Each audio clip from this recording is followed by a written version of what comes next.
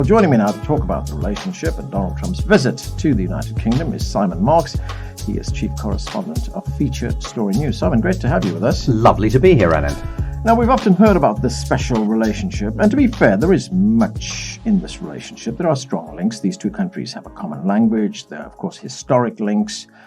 They have a strategic relationship which goes back a long way. But looking at it today, do you still see it as a special relationship? Well, look, I think there is no question that it is a special relationship. It is not necessarily any longer the only special relationship, and there is no question that it has been somewhat bruised and battered since Donald Trump became president of the United States. This is a president who has never hesitated to pull the rug out from beneath Theresa May at every possible opportunity during the course of the last couple of years. Now, the relationship obviously is only ever as strong as the Prime Minister of Britain and the President of the United States' personal relationship.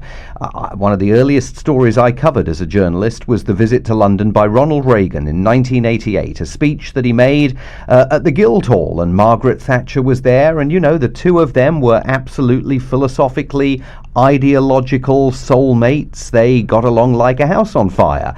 The special relationship in many ways was never more special than it was at that point.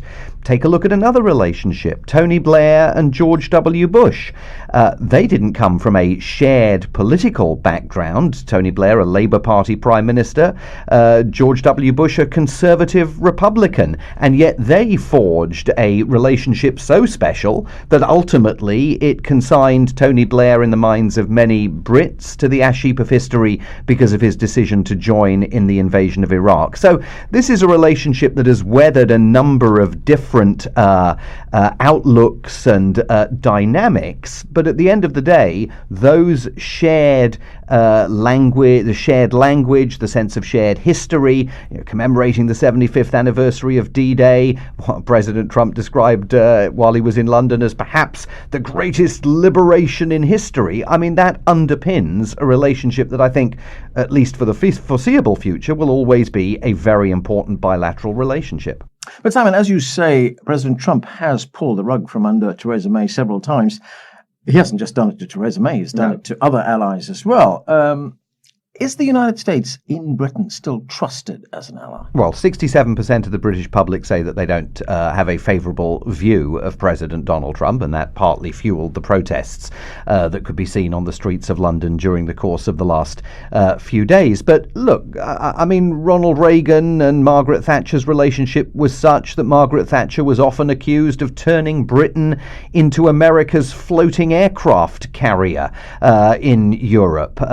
Tony Blair was accused of being George W. Bush's poodle by his opponents. So the relationship is always a lopsided relationship. The size of the American economy dwarfs the size of the British economy. The size of America's military might dwarfs what is now Britain's somewhat tarnished armed forces. And yet the relationship endures. And it is axiomatic, if you're a British Prime Minister or an American President, that you still talk in hallowed and revered terms about that special relationship. And one of the reasons you do that is, from an American perspective, nothing Americans like more than wallowing in a bit of pomp and pageantry that only Britain can really do the way it does it. And if you're a British Prime Minister, you know that Americans equally love going on holiday to the United States, and they love listening to American music and watching American TV shows. So there's the cultural aspects to this that also underpin it.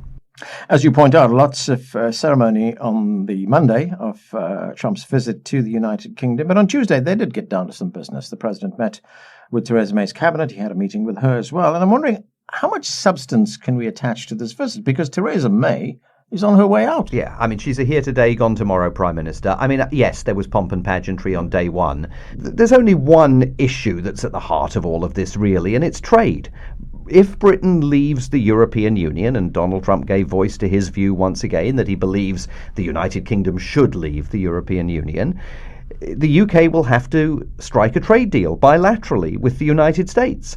And US trade negotiators know Britain will be desperate for a trade deal, and that potentially they will have Britain over a barrel in those negotiations. And at the end of the day, from an American perspective, all the other stuff is background music to trying to advance that trade conversation, because the Americans see a massive opportunity there.